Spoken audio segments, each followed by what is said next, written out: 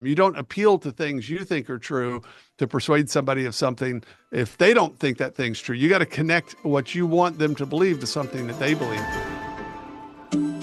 And welcome back to The Narrative. Aaron Baer, David Mahan. Again, this is the summer edition, so sooner or later, one of us is going on vacation. And I know when Mike goes on vacation, he's got to rent, I think, 2 RVs to be able to haul all those kids around.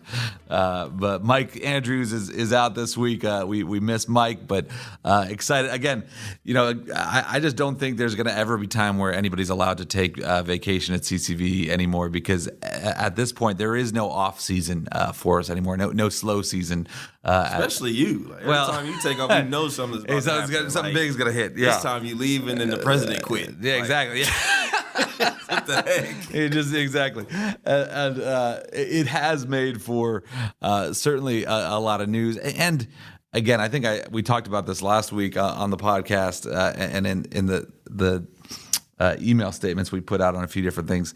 My goodness, we're living in history right now, right? I mean, it's the type of things that we read about in the past, the idea of a potential open convention, which actually isn't going to be an open convention on the DNC side anymore, in at least in the true sense and practical sense, I should say. But by all means, these are things for us to be trying to understand the times and know how to respond to. I really feel like, especially going through what we went through with COVID, I have just felt a real conviction, David, through all the political turmoil that we live through, the real need for us just to be steady, to be slow to speak. Yeah.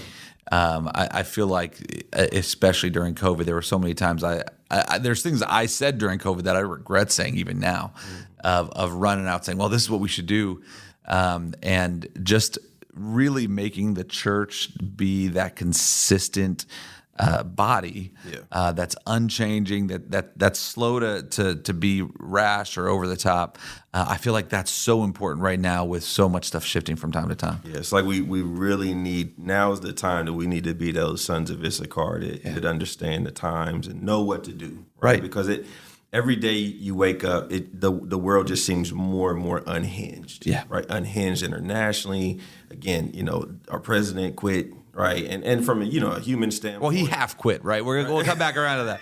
Right, he's not well enough to run for president, but being president, he could totally do that. That's a lot easier apparently to be the president than to run for president. Tweet, from a cave that says "I'm out." I mean, it just felt like he quit. But I just think we need to be hearing from God, like you said, and there is a word in this season, just like there is in every season. Yeah. But it seems like a political hit on Trump. There's so much going on. Oh yeah, right now, and it's one of these things where there's so much pressure. I mean, especially in our world, but just generally with the social media age, there's so much pressure when something happens to say, well, what do you think? What do you think? You gotta get your thoughts out there. Again, these are monumental shifts that are happening all at once. And my hope, especially even with the conversations we're having on here, is we can give a perspective right now, but we also do so with a little bit of grace and a little bit of patience to say, hey, we don't know how all this stuff is going to play out, right? I mean, it's crazy to think that a former president was shot, a former and potentially future president was shot, and it almost feels like old news in the media cycle we live in today, right? Like a 20-year-old kid, 150 yards away. Secret Service all around, cops all around. How does that happen, right? And I don't have answers for that. I've been real quiet on social media. For what it's worth, the Secret Service director doesn't have answers, where the former Secret Service director didn't have answers for it either. At least not that she wanted to give. Yeah, exactly. No, and I'll just say, and we weren't even planning on talking about this, but we had a really good prayer time on Monday with the CCV team. As I've been praying through this, again, one of the things to think about, the Christian roots of Western society, the Christian roots of America, and to see where we've fallen short of that ideal, is to think about the kid's name, the man's name, young man's name who shot Trump, was Thomas Matthew Crooks. Mm-hmm. He's named for 2 disciples right? Two of Christ's disciples, and this there's just something. There was something about that just hit me, of his namesake. He betrayed in doing that. It's awful. Well, his last name was Crook. Right. There you go. Balance that. Yeah. But so let's jump into the biggest news, though, David.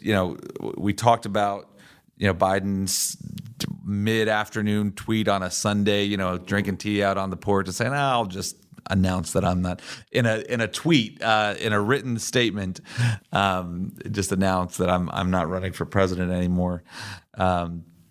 Which some of the ridiculousness that I saw from folks saying, how good of him to resign, and what a big man it takes to step. And it's like, I mean, he was forced. We all saw this, right? This was not like a willful, I'm not doing this.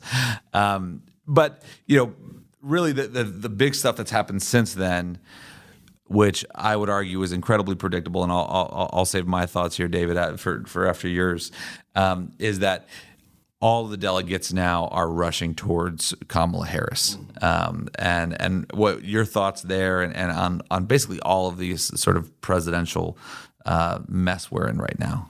Yeah, I kind of, and you've been saying from the beginning that you didn't think that Biden was going to be the nominee, and first of all, I just thought it was a bunch of conspiracy stuff. Nobody listens to you around here. Exactly. Nobody's like that. But when the campaign agreed to have an early debate with Trump, I kind of thought, okay, this is a political coup, right? Because they knew he would be destroyed, not necessarily by Trump, but just by himself. They're putting him out there to fall on his face.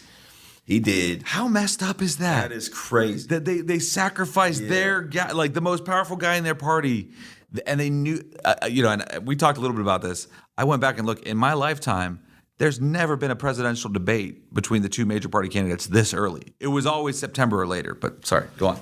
Yeah, and then it was elder abuse right after, right? Seriously, after, when is the last time you saw mainstream media come at the neck of a liberal, right, of a Democrat, the way they did? And there were several networks just would not, after 20, 30 minutes, would not let this man get away. Do you feel like you were healthy enough to run? Right. Just destroyed. Didn't matter what he said. It was like he was almost a Republican, being interviewed. And I have not seen that in years. And so it was just, I felt like it just really feels like a political coup. Even to this day, I'm like, this is not. And that's a couple of things there. One of the things that I lost my mind at was, again, for those who have listened to the narrative for a long time, you will know I was raised a liberal and a Democrat, and so I grew up watching. Told you. See, I grew up watching The Daily Show and Jon Stewart and all that. That was literally like every night I watched it with my mom, obviously those guys drive me crazy now. But Jon Stewart, who's back on The Daily Show, had a whole sort of clip segment on Biden. And without any shame, right? He was like just showing all these embarrassing clips of Joe Biden. But some of these clips were from 6, 8, 10, 12 months ago, right? Right. And they're just now doing this, right? I mean, it's like for those of us who again, I used to watch SNL a lot. I just don't anymore because it's not that funny anymore. And one of the reasons why it's not funny is that the SNL I grew up with would take shots at Republicans and Democrats, right? We all remember Daryl Hammond's Al Gore impression, right? It was hilarious. It was good stuff. Well, maybe not Max. I don't know if Max, our producer, was alive for the Al Gore impression in 2020, but exactly, may or may not have been in a lockbox. You'd see the end of it. But they almost wouldn't make fun of Biden or Harris because they're like, oh, how can you make fun of these people? And it's like, no, there's good material here. Right. But now all of a sudden they are doing it. It drove me crazy. We need to have somebody to talk about that. It was a bad night. Right. Right. That was what everybody. Some of the folks were saying it was one bad night. And there were many folks I know. We had a family reunion. There were many folks I know that kind of bought into that. Gosh. And I'm like, where have you been? But then I thought it's really not their fault. If they're listening to the mainstream media, right, and if they're not listening to Fox, the Republican side of things, right, they're Democrat, most of them. They literally don't know. At least that's what they say. Right. No, it's. I need somebody to be honest with me. Like maybe, call in. Maybe we need to have callers call in one day and say, this is why I believe the mainstream media was true about Biden for 3 years. Yeah, and I just went along with it. I mean, I think for a lot of them they want to. But David, you've used a word a few times here, the word coup. Yes. And I actually think that word is very appropriate right now because in my estimation, this has been orchestrated for quite some time. I think that the one aspect of my prediction that I got semi wrong was I didn't think it would be Kamala Harris on the ticket, but that was before I knew the rule that all of the campaign cash has to stick with the people that are on the ticket. Right. But that's one of those things too, though, that once the announcement happened and the media started doing this, we might have an open convention and we'll see, which again, you cannot overstate the fact that the Democratic Party has usurped and planned to usurp the entire democratic process, right? They're going to have a candidate that not receive a single vote for president who went through. And so their cover for this is say, we're going to let the convention decide. Well, no, that's not true. The moment that it happened, that Biden came out and endorsed Harris, you start seeing Sherrod Brown, all of these people started coming out and endorsing her. All of the pressure started happening in Ohio for the Ohio delegates to start endorsing. Alex Soros, so George Soros' son, who oversees their $25 billion. Guys, we do so bad with understanding large figures of money, right? $25 billion, $1 billion. Right. Changes everything, right? And they're collecting interest on that money right now. So he controls this $25 billion war chest, and he came out and endorsed Harris.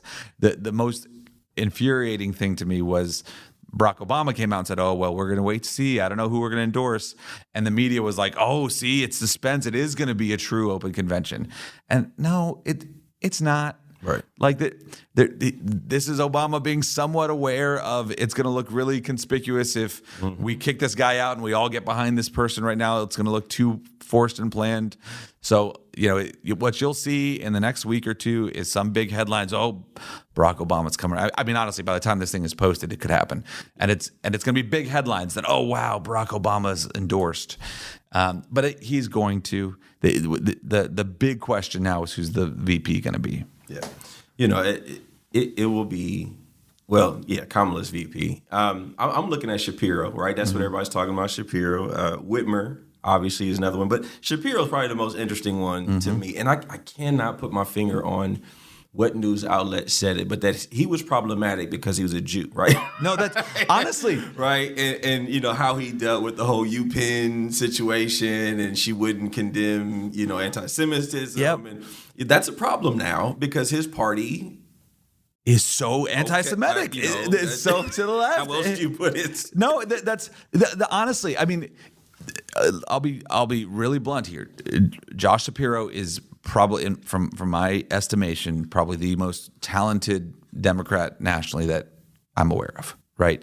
And not just like talented, obviously very left and liberal, but he was he's maybe the only Democrat I saw that gave a true heartfelt message after the attempted assassination on Trump. He's incredibly talented.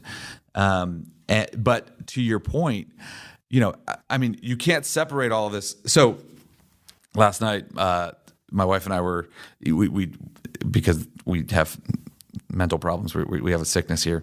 Sometimes we like to go and see how are all the mainstream media outlets covering the news of the day, right?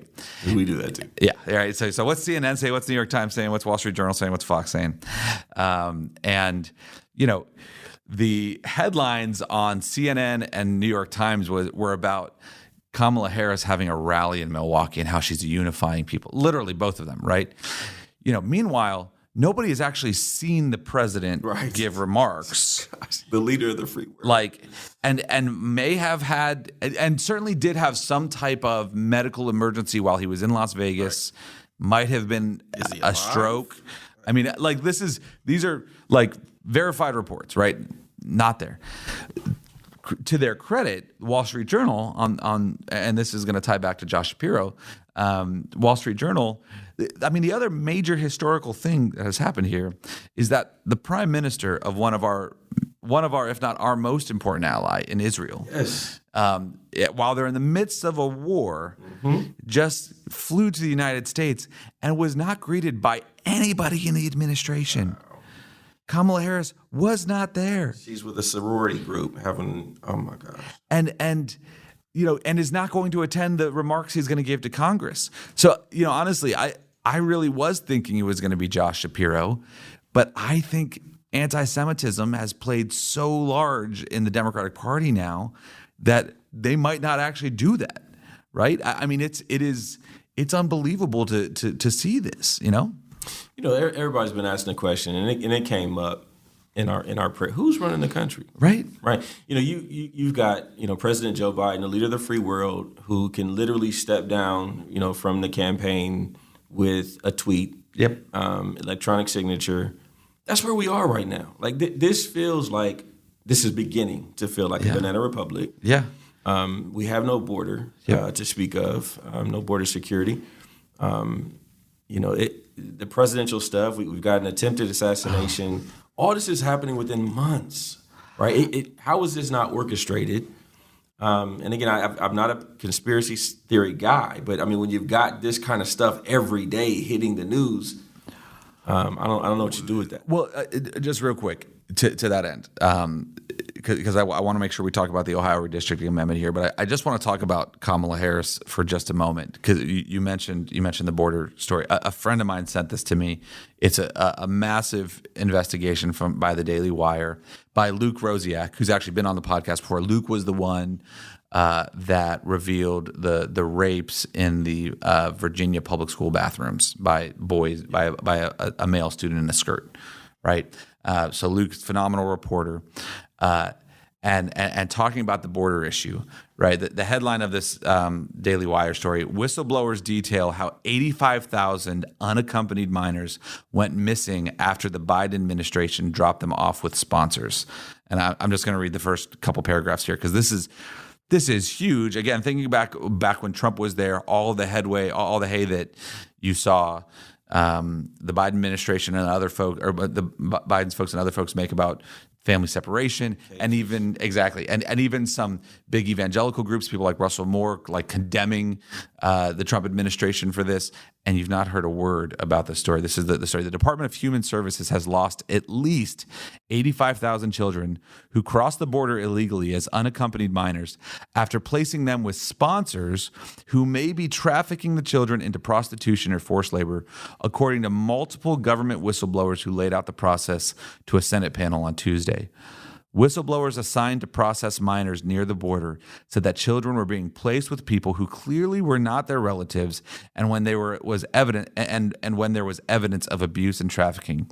One whistleblower assigned to process minors near the border said that after a group alerted supervisors to the fact that children were being placed with people who were clearly not their relatives and that there was evidence of sadistic abuse, the Biden administration's DHS Office of Refugee Resettlement took her off the job and retaliated against her instead of acting on the facts they had uncovered. I mean, this is honestly, I didn't hear about this story until someone texted it to me today.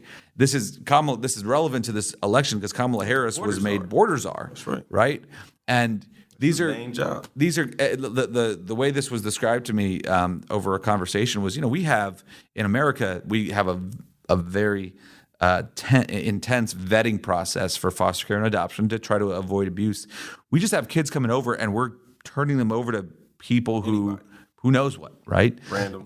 And don't know what's happening or don't know where they're going. This again, to all of our, because I know we have a few listeners that like to listen to hate message us, especially on the immigration message, who say like a closed border and enforced border policy is not loving. No, what we're doing right now is not loving. This is not loving our Central American or South American neighbors by having such a gross. If you're not policing the border, you're opening it up for child abuse, especially. So yeah. Well, I do. We could, and we probably will. With 4 months to go until the election, we probably will get to talk about this. Not even 4 months, like 3.5, about this more and more. But I do want to turn to the redistricting amendment that's come up here, and I just want to take a moment, David, to just unpack this for folks, and because this is. The big news this week was there is a proposed amendment to change how we do redistricting, a proposed state constitutional amendment. So again, talking about Ohio state constitution, to change how we do redistricting in Ohio, right? And we'll probably do a fuller podcast on this, bring some experts on to unpack this. But I just want to share the news. They submitted about 750,000 signatures to put this on the ballot for this fall. They needed about 412,000. About 500,000 of them were valid, right? So they have officially made the ballot for this fall. The next process here, just so everyone's aware, is this is going to go before the elections board. They're going to give it a name. They're going to write the ballot language, and then really you're going to start seeing the campaigning really begin in earnest. Unfortunately, all of the money for this is going to be behind the left. This is a liberal idea that's been brought forward. Again, just for those of you who aren't familiar with redistricting, this is something we do every 10 years in Ohio and all over the country, every census, where we draw new political lines, right? So who is your state representative? Who is your congressman? Who is your state senator? That's what these lines are based on. There's a lot of things that go along with that. This is, some of you might be familiar with the term gerrymandering. There's always accusations of gerrymandering. Again, in red states, the left accuses the right of gerrymandering. In blue states, the right accuses the left of gerrymandering. And gerrymandering is we're going to draw the lines to favor our party, right?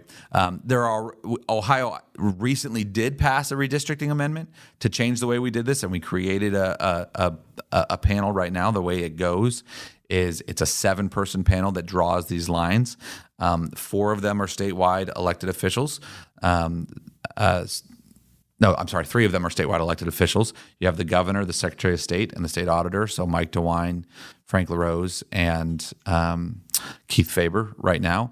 And then you have the majority and minority leader from each chamber, right? So that guarantees there's at least 2 people from the Democrat Party on this, right? So you have the Senate President, Speaker of the House, minority leader, and minority leader in both chambers. What's important about that is the existing process we have guarantees that, because the minority party's vote in each chamber is worth the same as the governor's vote, right? So this sort of neutralizes saying that, the people who are drawing the lines are a part of a gerrymandered system. No, that's not true, because the 4 people that are on there that are from the General Assembly guarantees that there's 2 from each party. So that's a moot point. And then the 3 statewide elected officials, if you're going to accuse gerrymandering there, you got to take that up with the drafters of the Northwest Territory Ordinance. So we have a process in place right now. That was pretty complicated on what we have. Let me explain why this thing is a disaster area.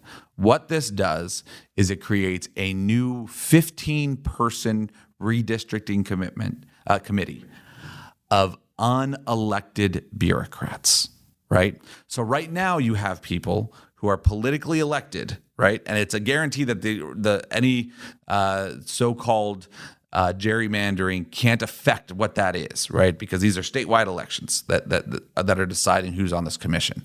Right now, you have unelected people who are appointed to a board, right? And this is the left strategy 101, right? This is Vivek Ramaswamy talks about this all the time.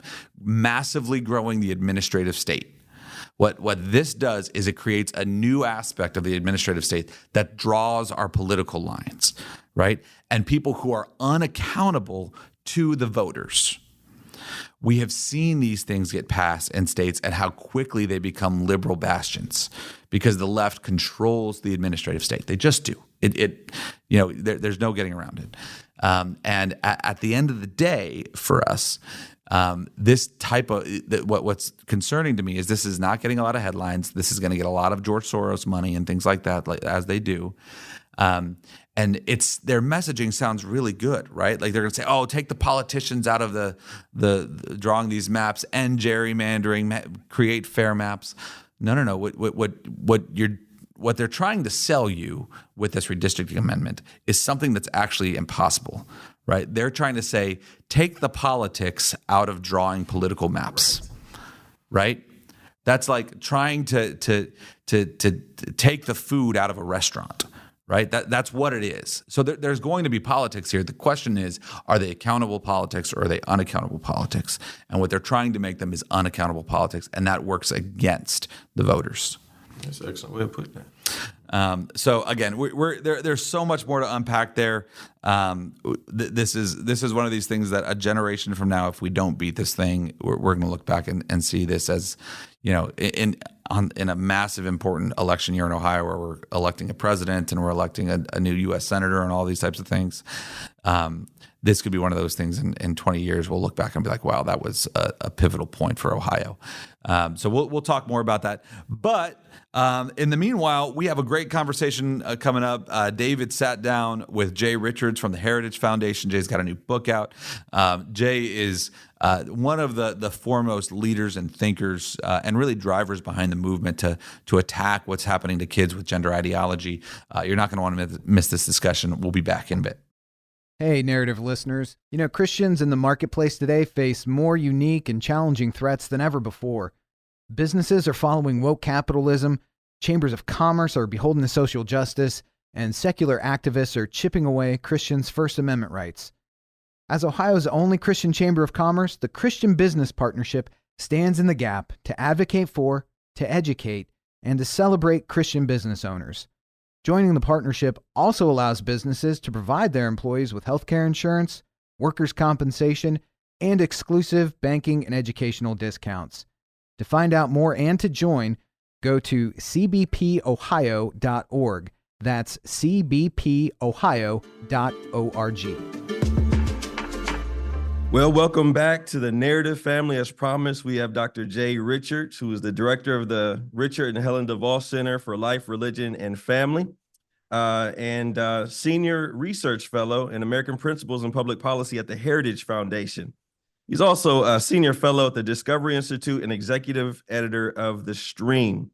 I know he also has a brand new book, a couple bestsellers, but a brand new book, which is entitled Fight the Good Fight. Now, I really want to kind of dive into that one because, you as an academic, and I've always appreciated your work at the Heritage Foundation, not just what you do, but how you go about your work. Sometimes it's like hours of listening to these guys, and it's just as dry as a bone. But you get up there and somehow are able to deal with some really tough subjects with a little bit of personality mixed in, right? But how did you get? I always wondered. I don't know if I've ever had this conversation with you, but how did you get to the Heritage Foundation? Like, what is the Heritage Foundation? Yeah. And a guy with your personality, and probably somebody who could be all over the media, acting or whatever. I mean, you're just hilarious. How did you get to the point that you're at with the Heritage Foundation? Well, it's crazy. First, let me tell folks what the Heritage Foundation is, because they may have heard the name, or they might have heard something in the media recently about Project 2025, which almost anything they heard is probably not true. But the Heritage Foundation is a public policy think tank here in Washington, D.C. In fact, we're just kind of north of the Capitol. In fact, there are anti-Israel protesters marching by outside the building right now. We're about 50 years old and have become kind of the flagship conservative public policy foundation. And so, of course, we do the kinds of things that think tanks do. We do research, we do media, public policy, we write model legislation for state and federal governments. But we're also, I think maybe the most important thing we do is we think of ourselves as a convening organization. And what that means is that we try to bring together other conservative individuals and organizations so that we all work together in common purpose and not, work at cross purposes, which unfortunately is too often the case. But before I came to Heritage full time, I was actually teaching at the Catholic University of America here in Washington, D.C., perfectly happy teaching in the business school over there. But I'm a philosopher, which I joke that philosophy is like it's like a Swiss Army knife. It allows you to be a parasite on all the other disciplines. So I just got really upset about gender ideology, boys and girls sports and women's prisons, gender surgery on children. And thought, this is completely insane. And there were not a lot of people working on it in the public policy arena, except for my friend Ryan Anderson, who is here at Heritage, who's the William Simon Fellow, wrote a book called When Harry Became Sally. And I joked, I said, hey, if you ever leave Heritage, maybe I'll apply for your position. And then there'll be two of us working on this. Well, that's what ended up happening, believe it or not. He went to Ethics and Public Policy Center to become the president. That's another think tank in DC. And I applied for his position and then got it. And within a few months was also the director of the center of which I was a part. But then, honestly, over the last 3 years, lots and lots of people have joined this fight, so that I'm actually really optimistic that we're going to close down these gender clinics that are intervening in the bodies and the minds of kids. But that's, of course, just one of a lot of issues that we're concerned about in the public sphere. But I think in some ways it's the most existential, because gender ideology attacks what it means to be human. It attacks the very idea of male and female. And of course, male and female, if you don't have male and female, you can't reproduce the population. And if male and female aren't married and raising their children, kids are going to be in bad shape. And so I really just thought, okay, this is an attack on human nature and civilization itself, and we got to win it. That's right. That's right. And I wasn't going to bring it up, Jay, but the whole Project 2025 thing, everybody was talking about that until our president quit and nobody could find him for a couple of days. Mm-hmm. But I would like to kind of talk about that. I mean, just briefly, like what is Project 2025? Why is everybody talking about it? And why do they think Trump wrote it? Well, this is because of a media campaign. So Project 2025 is actually several things. The first is a massive, it's 900 pages, lots of guidance, just sort of advice. Okay, what if a conservative president came into power and he had a friendly House and Senate? What do we think would be a good idea to do? And so it's just a lot of policy advice about ways to reform the government and things like that. But it's not just a Heritage product. Heritage has been doing these documents every presidential election year since 1980. Yeah. We brought about 100 other like-minded organizations. And so there are 400 of us that contributed to this document. So it really is, in some ways, it kind of represents, okay, what is the conservative policy world thinking these days? That's what it is. But the thing that I think freaked the media out more than anything else is that we have been developing a personnel database. Everyone that followed the first term of President Trump knows when he came into power, the president has 5,000 political appointees, people that he has to appoint across the government. And it had a really, really hard time doing this. In fact, some of those positions never got filled. And so Heritage and a lot of other organizations said, okay, well, whoever the next president is, it would be nice if the next conservative president had access to a database of personnel. And so that's what has been being developed over the last 2 years. It's got thousands of people already agreeing to serve in the administration, vetted, organized by a department. And so we think, okay, that sort of freaked, I think, the left out, because the last thing they want to do is to have an effective Republican or an effective conservative that can actually exercise power. And so that freaked him out. And so there's this massive campaign against it, so much so that I think the president himself thought, he hadn't looked at it, that he needed to distance himself from it, which is perfectly fine. The truth of the matter is it's not a Donald Trump product. We started this before there was even announcements for president. Though, of course, a lot of this stuff we would hope that President Trump or whoever becomes the president would adopt. But that's really the reason everybody is hearing about this now. It's because of this massive media campaign, I think, to basically alienate Donald Trump, if he were to become president, from his most organized, loyal and allies who might otherwise help the program be successful. Yeah, unfortunately, with some of the backpedaling on the sanctity of human life, hopefully that's not what we are seeing happen. That's what the prayer is on my end anyway. Absolutely. You bring up the whole gender ideology thing, and I was, as you are, very stirred by that. I was in the schools working for years all across the country, and not looking to deal with that subject matter. It was just coming to me, right? I was seeing indoctrination in the classroom 10 years before, the gender unicorn ever hit Fox. I was seeing that in the classrooms. Parents were oblivious. It was hitting our most well-funded districts. And it sounds like, kind of like you, it was just like, I just felt like I was getting pushed around by it, and I just needed to push back. It just, I wasn't looking for an organization to push back with. It was just like, I needed to find some language around why this is so insane. We have, House Bill 68, which was a combination of our SAFE Act and Save Women's Sports. Yes. And the veto override, which I'm sure you're aware of, and it's tied up in courts. But now we're seeing the Tennessee bill. We could be hearing, from the Supreme Court about that this fall, if not the spring or summer of next year.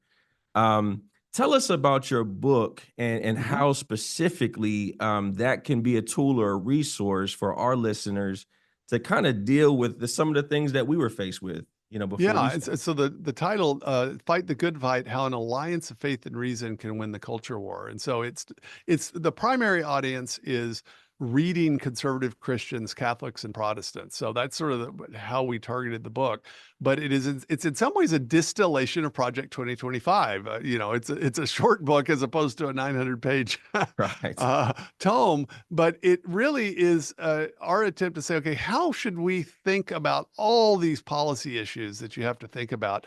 First, how do we think about them as Christians and people of faith? But also, how do we make the case for these things in the public square to people that don't necessarily agree with us on fundamental things? And that's important, because the reality is, okay, let's say you take all the conservative Christians in the country, evangelical, Catholic, and Protestant, that really, sort of focused. You probably don't have 50% of the population. By itself, that's not really a winning kind of governing majority. And that's the bad news. The good news is there are a lot of people that have been awakened to how serious the problems are in our culture.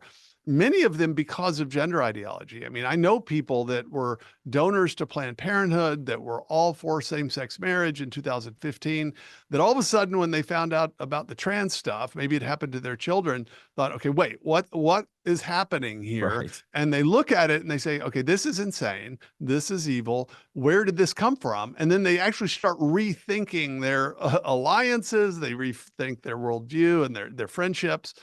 And so those are the people that I think, as conservative Christians and social conservatives, we need to be able to figure out how to talk to those people whom we might find ourselves in the front line, say on the fight over gender ideology or some of the woke ideology in schools, but be able to speak the language that makes sense to them. You don't appeal to things you think are true to persuade somebody of something if they don't think that thing's true. You got to connect what you want them to believe to something that they believe. And so the book, whether we're talking about the question of abortion or marriage or gender ideology or trade, how do we think about those, and what are the best arguments briefly described for how we should think about this as people of faith? But then also, what are the simple arguments that we think will be persuasive for people that don't share our faith on all these issues? That's what we try to do in a short, pithy book that is not a policy manual. Right. Well, that's good. That's good to hear. Right. And I, it's like you have the low hanging fruit in this culture war, right? Which I know you talk about, right? It's a culture war for sure, right? But we didn't start it. That's right. Like our kids are on the front line, and we just found out yesterday, and we're scared to death, and we're taking kids that are struggling with their gender to Children's Hospital, and we're hearing stuff like, would you rather have a live son or a dead daughter? It's the war hit home. The low-hanging fruit of the people who have, kind of the way you describe it, been awakened by wokeism, right? It's been so extreme that we're just saying, okay, this just doesn't feel right. But for those that have bought into the lie that, that you can change your sex, that this is a form of social justice, even for the church, what are some of the things that you have learned to be effective in winning some of those folks over that well-intended but misinformed? Yeah.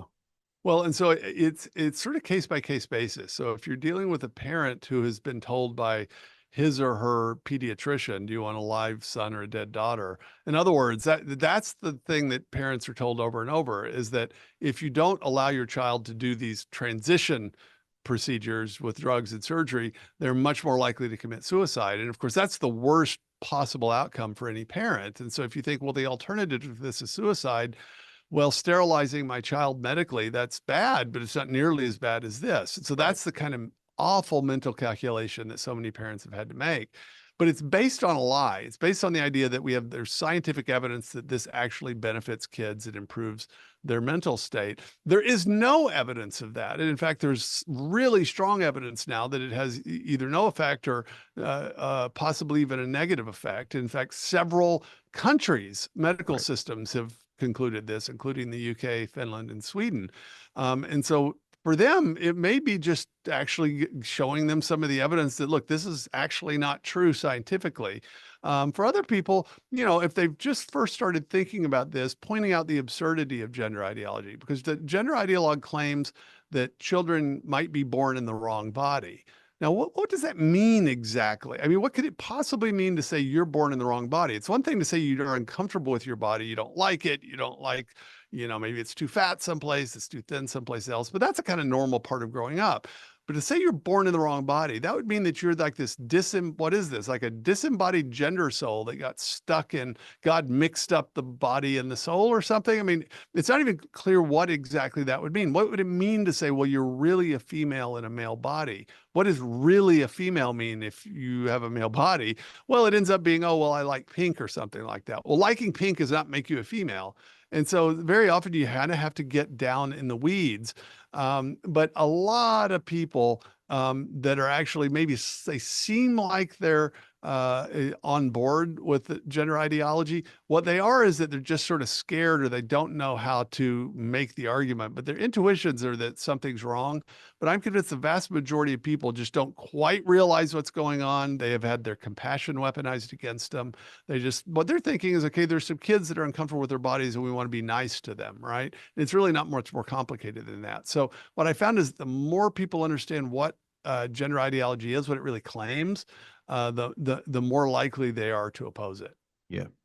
Excellent. And I've been encouraged, Jay, man. I've been here for 3.5 years and just kind of walking out this process. I benefit from, personally knowing Riley Gaines, personally working with Chloe, being the first state that she's ever testified, and just a sweetheart, and thankful for all of her work. But most people are not privy, at least to Chloe, right? I mean, everybody knows who Riley is now, I guess, but Chloe, I think last night was the first time I ever saw her testify and it be broadcast by mainstream media. In 3.5 years, that was the first time I ever saw somebody actually cover and broadcast her testimony to where people could hear that part of a story from a detransitioner.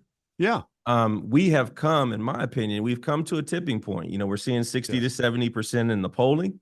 Yep. Opposing this gender ideology is polling better than even abortion. Oh, absolutely. Much better. Yeah. Which is shocking to me. Yeah. But if we don't have the lens of the media, how, because pendulums swing both ways. They're not hearing about Dr. Catalia in Finland. They're not hearing about Jamie Reed in St. Louis. Yeah. How do we keep the pendulum from swinging back when the legislators get sick of the culture war? And, what do we do? Well, and so the reason I'm optimistic about at least the kind of medical front on gender ideology is that people are actually being harmed. And the detransitioners are suing these clinics. I mean, I've from a public policy perspective, passing all these bills in states, most of us working on this have just thought, okay, what we're doing is we're slowing down the process so we can limit the damage until the civil suits can basically catch up. We're convinced that actually these clinics are going to get or it's not going to be any kind of super emotionally satisfying thing where we get to tear down the walls with hammers and things like that. It's not what it's going to be is that there'll be one major lawsuit that will find in favor of a detransitioner, and it will be a suit against a clinic or against an insurance company or a doctor. And then all of a sudden, the malpractice insurance for doing these procedures is going to go through the roof, and it will not be economically viable for doctors to do this, and these clinics will close. That's what we really do think is likely to happen. It's just a matter of time. Chloe Cole is being represented by Harmeet Dillon in California, suing a large HMO. And so you just need kind of one of these to break the right way. And so I think a lot of people realize that's how this is going to go. we need to show that we can actually be victorious. And so those are the places we absolutely have to win there. I think we'll end up with a positive decision by the Supreme Court, in large part because as you said, the tipping point's already happened. I mean, when we were first passing these bills, even a year ago, I thought, okay, almost all these are going to get struck down.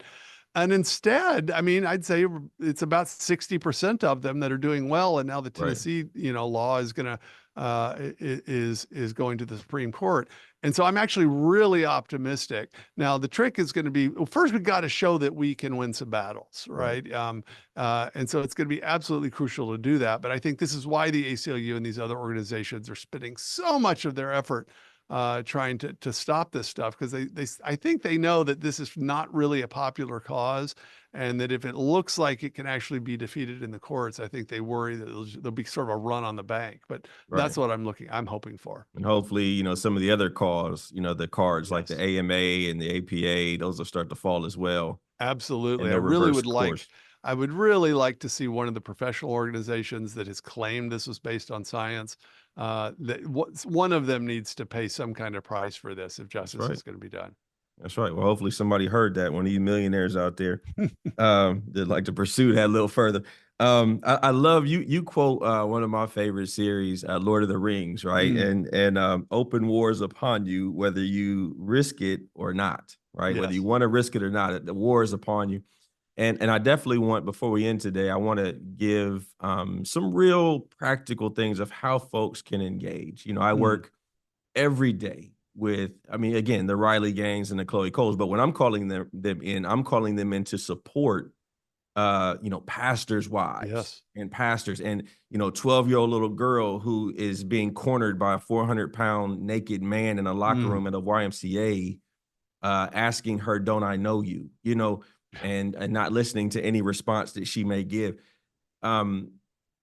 What can we tell, the average church laity who says, you know what, it's been 3 years of hearing about this. I've got to do something. I don't like politics. What do I do, Jay?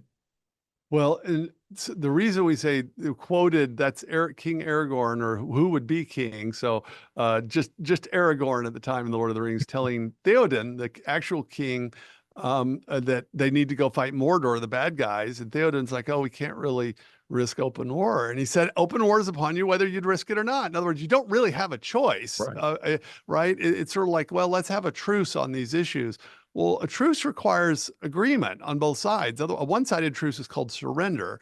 We're not the aggressors in the culture war. The aggressors have been on the other side. The only question is whether we're going to respond. And so that's the kind of reality, is that whether we want to be involved in politics or not, we're going to have to be, unless we just simply want to be overrun.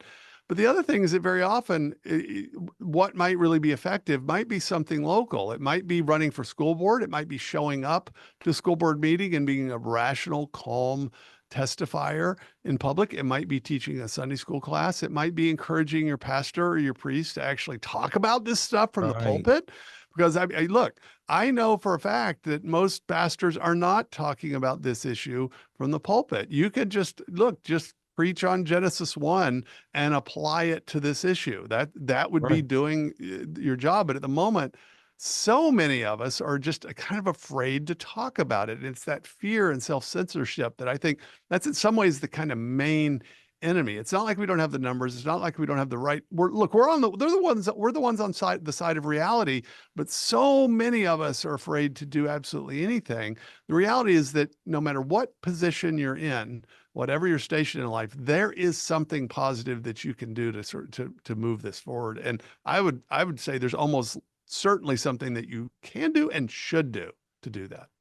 Yeah, I had an opportunity, Dr. Richards, to kind of talk to about 200 or so pastors not too long ago.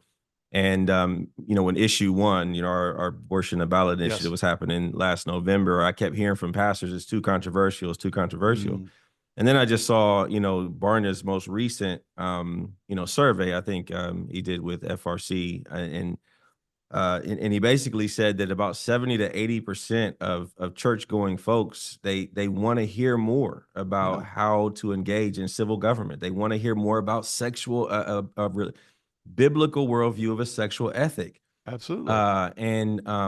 As opposed to like driving people away from dealing with these issues, it's like I think we're losing them because they're becoming irrelevant in a culture that is bombarding these parents every day. Like, I'm getting bombarded at work. I'm getting, with Human Rights Campaign, I'm getting bombarded in school, and I'm looking for answers. And the media, we know, is not telling us the truth, and the pastors are silent. So thank you for putting that call out there.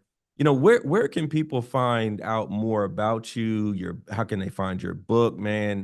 Because you're a wealth of knowledge. And again, somebody that I just have found to be, I love Ryan Anderson as well, in much of the same way, but clearly have a call on your life to address this issue as well as religious liberty, and culture. So where can people find out more about you, Jay? So on X, formerly known as Twitter, I'm Dr. Jay Richards, just DR and then my name, Jay Richards. If you want this kind of real-time thoughts, definitely there. And then check out our website at heritage.org on all these things. Well, guys, this is a guy we could literally spend hours talking to on just a multiplicity of issues. But as always, our time has come to an end. Thank you so much, Jay, for your time and all that you are doing. And thank you, family, for joining us once again here on The Narrative. Thank you for tuning in to this episode of The Narrative, presented by CCV and produced by Wessler Media. If you found today's episode insightful, leave us a review or rating and subscribe anywhere you get your podcasts. We're your hosts, Mike Andrews, Aaron Baer, and David Mahan, and we'll see you next time on The Narrative.